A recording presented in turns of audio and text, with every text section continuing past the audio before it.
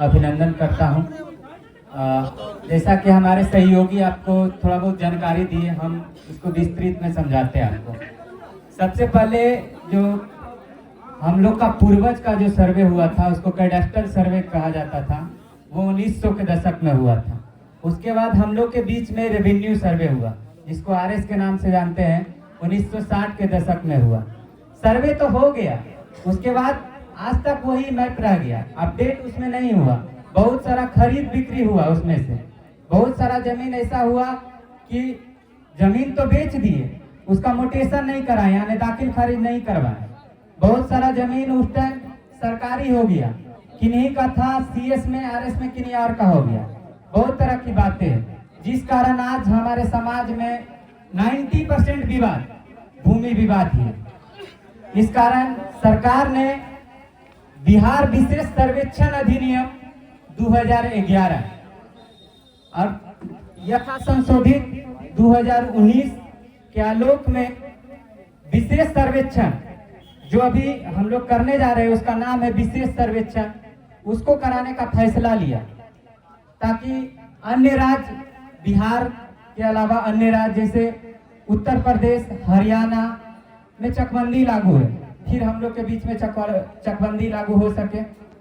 हम लोग हर चीज ऑनलाइन, डिजिटल इंडिया के तहत हर चीज ऑनलाइन, जैसे आपका जाति आय निवास ऑनलाइन हो गया, उसी तरह से ये जमीन का सारा ऑनलाइन, डिजिटल इंडिया के तहत ऑनलाइन सारा मोटेशन वगैरह सारा कुछ ऑनलाइन होगा। इसमें 14 डिजिट का यूनिक नंबर दिया जाएगा आप लोग को।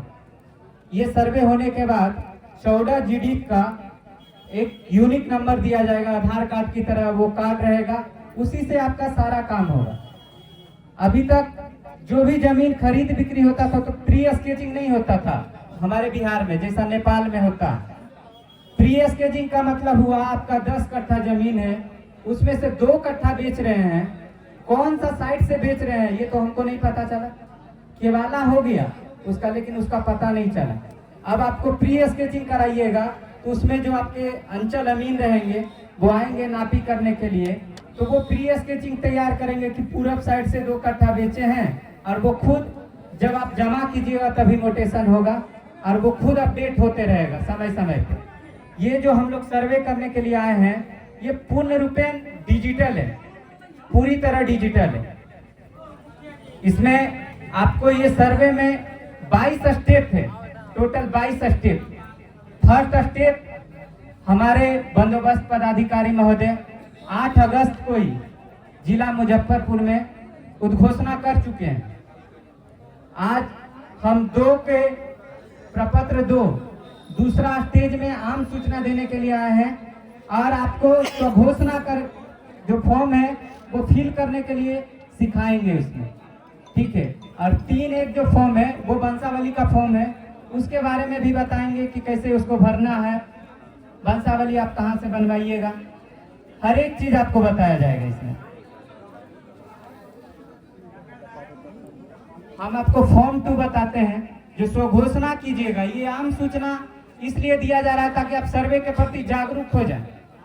आप आम सूचना भरने के, स्वघोषणा भरने के लिए उत्सुकता रखें। हेलो, स्वघोषणा भरने के लिए उत्सुकता रखें। ये पेपर खड़ा हो जाए, एक पेपर आप लोग भी देखिए, 1-2 आदमी पीछे बढ़ा नहीं देखिए, आपके पास भी रहेगा तो पढ़ने में आसानी होगा। हम आपको जो स्वघोषणा का फॉर्म भरना है इस सर्वे के लिए, सबसे इम्पोर्टेंट यही है, स्वघोषणा का फॉर्म।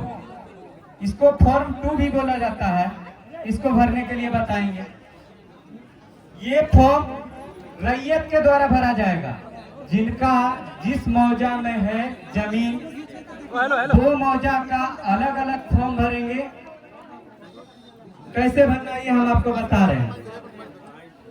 देखिए, फॉर्म पढ़ने के लिए आपको आप फोटो खींचने के लिए हड़बड़ाने की जरूरत नहीं है। फॉर्म आपके नजदीकी जितने भी कैफे होंगे उसमें उपलब्ध कराया गया है सरकार के द्वारा ऑनलाइन, वो आपको निकाल के दे देंगे। उनके पास आप जाइएगा, बोलिएगा सर्वे का फॉर्म है, तो वो आपको निकाल के दे देंगे। तो इतना हड़बड़ाने का जरूरत नहीं है। जो आप फोटो ले रहे हैं वो आपके बीच मौजूद है, आपके व्हाट्सएप ग्रुप में भी चला जाएगा, आप वहां से भी प्रिंट आउट करवा सकते हैं। तो फॉर्म को सिर्फ देखना है, भरना कैसे वो समझना है। फॉर्म का फोटो खींचने से कोई फायदा नहीं। जगह अवेलेबल है। तो पहले जो मेन मोटिव है, मेन मुद्दा है, उसको समझिए, जो भरना कैसे और क्या भरना है। ठीक है, धन्यवाद। इस फॉर्म में सबसे पहले राजस्व ग्राम लिखना है। राजस्व ग्राम का मतलब हुआ आपका जमीन जिस मौजा में पड़ता है उसका नाम लिखिएगा। अगला है थाना नंबर। थाना नंबर हर मौजा का अपना एक आइडेंटिफिकेशन नंबर होता है जिससे वो मौजा जाना जाता है, वो मौजा नंबर लिखिएगा। उसके बाद है हल्का नंबर। आपको पता है हल्का नंबर तो भरिएगा, क्योंकि हर रसीद पे हल्का नंबर दिया हुआ रहता है। जो आप लगान रसीद कटवाते होंगे उस पे हल्का नंबर दिया हुआ रहता है। नहीं पता रहेगा आप खाली छोड़ सकते हैं। अगला है पुलिस थाना। पुलिस थाना आपका जहां भी पड़े, प्रेजेंट में आपका पुलिस थाना जहां भी पड़े, मोतीपुर पड़े, बरुराज पड़े, कथैया थाना पड़े, जहां भी पड़े वो पुलिस थाना का नाम लिखिएगा। उसके बाद है अंचल। अंचल सबका मोतीपुर होगा, जिला मुजफ्फरपुर। उसके बाद इसमें इस फॉर्म में टोटल 11 कॉलम फिल करना।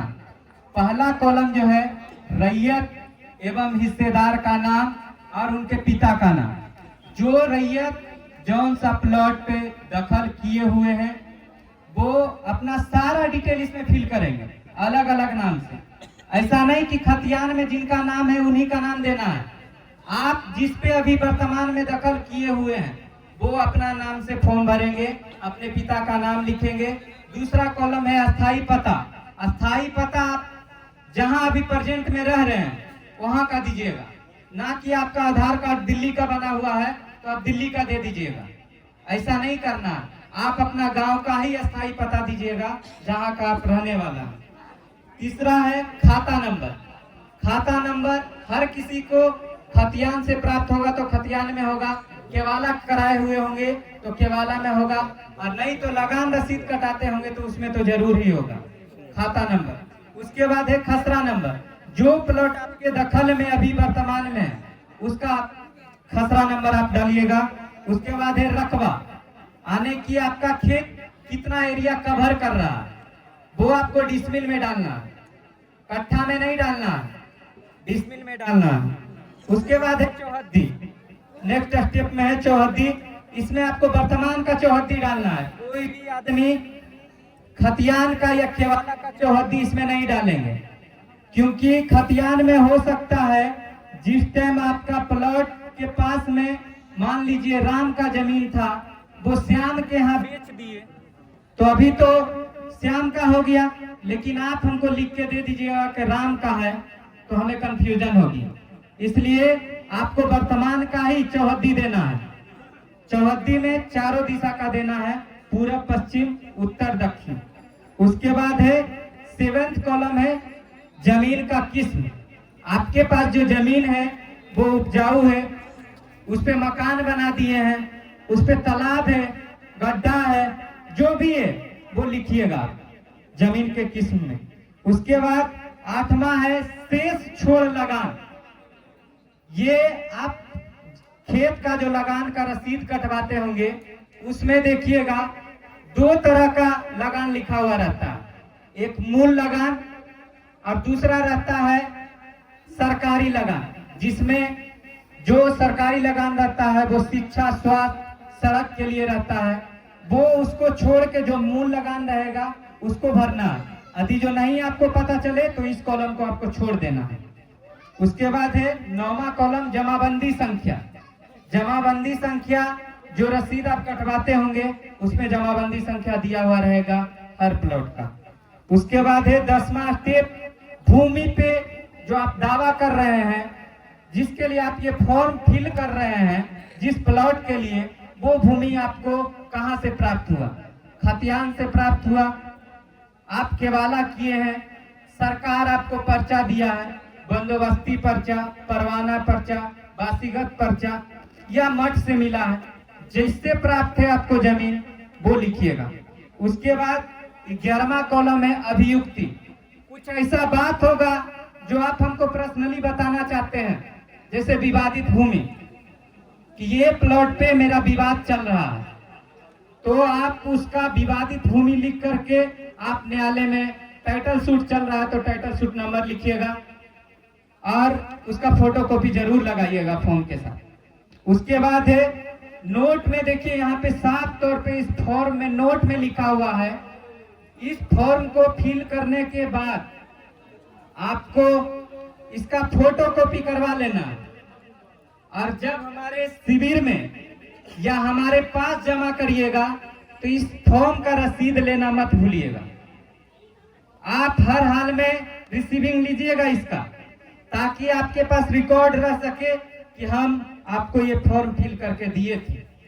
उसके बाद नीचे है स्थान, जिस गांव का आप होंगे उस गांव का नाम लिखिएगा, डेट लिखिएगा, आपका हस्ताक्षर रहेगा, हस्ताक्षर नहीं करते हैं तो अंगूठा लगाइएगा, मोबाइल नंबर लिखिएगा और आधार नंबर लिखिएगा।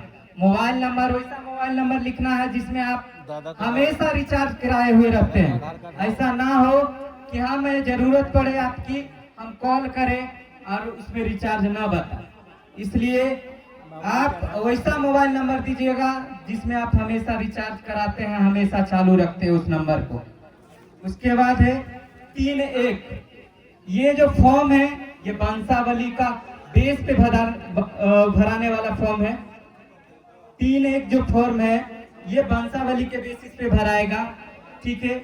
इसमें लिखा हुआ है सेवा में शिविर प्रभारी, अंचल आपका मोतीपुर पड़ता है, मोतीपुर डालिएगा, जिला मुजफ्फरपुर डालिएगा।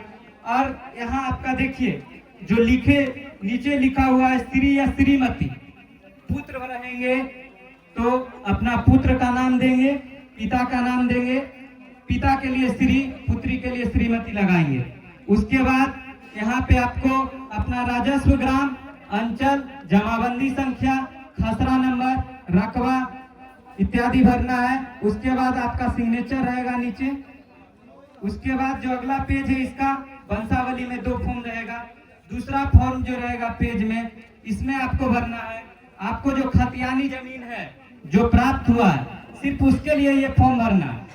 केवाले वाले लोग इस फॉर्म को नहीं भरेंगे, जिनका अपना खुद का केवाला है, यदि जो उनके पिताजी के नाम से केवाला है और केवाला पिताजी देहांत कर गए हैं, अभी उनके बेटा है, तब वो वंशावली का ये फॉर्म भरेंगे। अन्यथा जो खुद ही क्रय किए हैं वो इस फॉर्म को नहीं भरेंगे। इसमें लिखा हुआ भी है वंशावली के आधार पर प्रत्येक उत्तराधिकारी का दखल निम्न प्रकार है।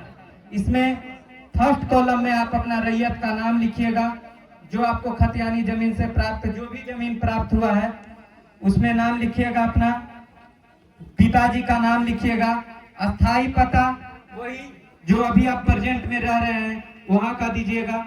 उसके बाद एक खाता नंबर, खेसरा नंबर, रकबा डिसमिल में डालिएगा, चौहद्दी वर्तमान का डालना है, जमाबंदी संख्या डालना है। उसके बाद नीचे आप सिग्नेचर करिएगा, मोबाइल नंबर लिखिएगा और आधार नंबर लिखिएगा। इसके साथ जो डॉक्यूमेंट रहेगा, खतियान, जिनका खतियानी जमीन रहेगा वो अपना खतियान साथ में लगाएंगे। जिनके पास नहीं है खतियान वो अपना नकल निकलवा करके खतियान हर हाल में लगाएंगे। हाँ, फोटो स्टेट लगाना है। यदि जो जमाबंदी मृत व्यक्ति के नाम से है और आप बंटवारा करके आप अभी उस पर दखल किए हुए हैं तो उनका मृत्यु प्रमाण पत्र भी लगाना है, ठीक है। जमाबंदी है तो जमाबंदी का फोटोकॉपी लगाना है। मालगुजारी रसीद सबका करेंट का होना चाहिए, कटा हुआ। मालगुजारी रसीद जिनके पास नहीं है कटा हुआ वो कटवा ले और वो उनका फोटोकॉपी लगाएंगे। खतियान का नकल बता ही दिए।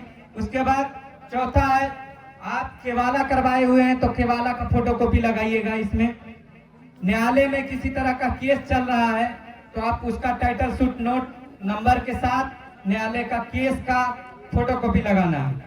उसके बाद आप आधार कार्ड, अपना वोटर कार्ड दोनों का फोटोकॉपी लगाना है। और मौखिक बंटवारा जो भी वंशावली बनवाइएगा उसमें अपना बहन बेटी का नाम देना मत भूलिएगा। वंशावली जो वैलिड होगा वो सरपंच जी से निर्गत वंशावली ही वैलिड होगा, चाहे वो जिस तरह से आप बना के दिए हो।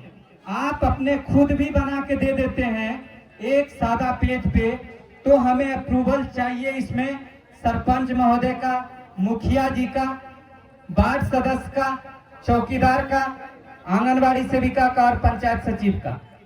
इतना से निर्गत हमें चाहिए वंशावली। सबका होगा कि किसी एक का उसमें होगा? क्या चीज? मानी 5 आदमी का नाम बता हाँ। तो उसमें एक आदमी नहीं, सबका सिग्नेचर चाहिए, सब जनप्रतिनिधि का सिग्नेचर चाहिए वंशावली में। और जिनका मौखिक बंटवारा है उनका मौखिक बंटवारा वैलिड नहीं होगा। उसके लिए आपको 100 रुपया के स्टैंप पेपर पे जो मौखिक बंटवारा किए हुए हैं उसको आप 100 रुपया के स्टैंप पेपर पे लिखित कीजिए। और जितने भी पार्टी रहेंगे उस बंटवारा में सबका सिग्नेचर चाहिए। बंटवारा में कोई भी मौखिक बंटवारा किसी तरह का वैलिड नहीं होगा। और वंशावली में आप बहन या बेटी का नाम छोड़ देते हैं, छुपा लेते हैं, तो आज तो हम किसी तरह जब सत्यापित कर देंगे आपके जनप्रतिनिधि तो हम तो एक्सेप्ट कर लेंगे उसका, लेकिन इन फ्यूचर आपके लिए वो सेफ नहीं है। क्योंकि हिंदू एक्ट 1963 के तहत 2018 में जब सुप्रीम कोर्ट फैसला दिया उस टाइम 2008 में सुप्रीम कोर्ट फैसला दिया, उस टाइम हर किसी का बहन बेटी का अधिकार दे चुका है। इसलिए जनप्रतिनिधि लोग को खास करके कहना चाहेंगे कि आप वंशावली बनाइए, उस टाइम बहन बेटी का नाम जरूर चेक कर लीजिए। आपको किसी तरह का दिक्कत नहीं है, आप नाम नहीं देते हैं, आपकी बहन बेटी न्यायालय पहुंच जाती है तो उसका तो हकदार उसको मिल जाएगा। लेकिन जिन जनप्रतिनिधि का साइन है उस वंशावली पे वो शक के नजर से देखे जाएंगे, आने उनके पे धारा 430 के तहत कार्रवाई किया जा सकता है। इसलिए आपसे रिक्वेस्ट है, आग्रह है कि वंशावली बनवाएं तो अपना बहन का नाम जरूर दें। यदि जो बहन अपना हिस्सा का जमीन नहीं लेना चाहती है तो उससे आप एक शपथ पत्र मिलता है, उस शपथ पत्र में आप उससे लिखवा ले कि हम अपने भाई अपने पैतृक संपत्ति में किसी तरह का हिस्सा नहीं लेना चाहता हूं। और बहन यदि जो मृत है तो मृत्यु प्रमाण पत्र उसका लगा देंगे और वंशावली बनाएंगे। जो भी व्यक्ति मृत रहेंगे उसमें मृत लिखेंगे। जो भी व्यक्ति अपना हिस्सा का जमीन बेच दिए हैं बंटवारा में वो अपना बंटवारा में बिक्री लिखवाएंगे। ठीक है, सब बता रहे हैं, सब चलते हैं। आपका प्रश्न आपके तक पहुंचा जाएगा, उसका उत्तर हमारी तरफ से दिया जाएगा। सबसे पहला चीज, जिस समय खतियान हो रहा होगा, क्योंकि अभी खतियान ऑनलाइन एंट्री का काम चल रहा है, हम ही लोग अपने जिसको जो मोजा टैग हुआ है तो उस मोजा के लिए खतियान ऑनलाइन अब तक चल रहा है। एक सॉफ्ट कॉपी आज यह सर्वे कराने की जरूरत इसलिए पड़ी क्योंकि आज से पहले जो सर्वे हुआ उसका सॉफ्ट कॉपी सरकार के पास नहीं है, आपके पास नहीं है। उसके बाद सॉफ्ट कॉपी का एक्सेस होगा, आप बिहार भारत कहीं से भी अब अपना सारा चीज का सॉफ्ट कॉपी निकाल सकते हैं। तो उस समय जब खतियान बन रहा था तो खतियान के साइड में भी आप देखते होंगे, हम लोग देख रहे हैं अभी चढ़ाते हैं, तो आप लोग अगर नए जनरेशन के पुराने जनरेशन को लोग जानते होंगे जो हमारे गार्जियन स्वरूप यहाँ बैठे हुए हैं, तो उस समय भी केस चलता होगा क्योंकि खतियान के बगल में रिमार्क में लिखा रहता है मुकदमा संख्या इतना, थाना इतना और मतलब केस इस न्यायालय में चल रहा है। तो जब उसका अभी तक में डिग्री आ गया होगा, क्योंकि बहुत पुराना 64 का मामला 62 का मामला है, अभी तक उसका फैसला आ गया होगा, तो उसका जो फैसला आया होगा तो आप जो पेपर लगाएंगे तो जिसमें केस था रिमार्क में लिखे होंगे आप खतियान में उसका केस नंबर या अभी जो करंट में चल रहा होगा डिग्री जिसका भी आ गया होगा तो आप उसका भी कॉपी लगाएंगे, क्योंकि न्यायालय के फलाफल आदेश से ही आपको उसका लाभ दिया जाएगा। तो जिसका भी डिग्री आ चुका होगा, टीएस का डिग्री हो चाहे किसी भी प्रकार का डिग्री हो, उसके साथ वो भी पेपर अटैच करेंगे, सबसे पहला बात। और दूसरा बात, जो बात है आपसी बंटवारे का शेड्यूल वगैरह बना के, उसमें बहुत जगह ऐसा देखा गया है जो कोई भाई अगर दिल्ली रहता है तो उसको बिना सूचना दिए ही यहाँ बनवा देता है। भाई का नाम लिखा, कोई फर्जी हस्ताक्षर मारा और काम हो गया। लेकिन भाई आज ना कल आएगा मेरे आपत्ति पे। आज मान लीजिए आप छिपा सकते हैं, ये 2 दिन का चीज नहीं है, आपको डिग्री 2 दिन में हम दे देंगे, आप प्रपत्र बांट दिए, आपका जमीन हो गया। ये एक लंबा प्रोसेस और हर एक प्रोसेस को गुजरना पड़ता है। आज आप अपने भाई का हक मान लीजिए उसका दूसरे से साइन करवा दीजिएगा, जो हमें आपसी बंटवारा है और मेरा भाई का आप 5 कट्टा निकाल लीजिएगा, हमें 5 कट्टा ज्यादा है, मेरा भाई मेरा 5 कट्टा बेच लिया, उसका साइन आप करवा दीजिएगा, वो दिल्ली रहता है। लेकिन आज ना कल वो आएगा, दुनिया ऑनलाइन का है। हम लोग का नंबर बहुत सार्वजनिक भी है, आप लोगों के साथ अभी दिया जाएगा आज, लेकिन इससे पहले भी हमारा सरकार नंबर ऑनलाइन कर चुकी है। हम लोग रोज फोन उठाते हैं। आज आप नहीं दीजिएगा, एलपीएम के बाद अब आपत्ति गिरेगा तो आप पे सबकी निगाह बनी रहेगी। तो ये काम कोई मत कीजिएगा, जो भाई नहीं है बिना सूचना दिए कर दिए, क्योंकि थानापुरी में पेपर सत्यापन होगा, और पेपर सत्यापन सबसे बड़ी चीज होती है। तो ये सब भी ध्यान में चीज रखना है।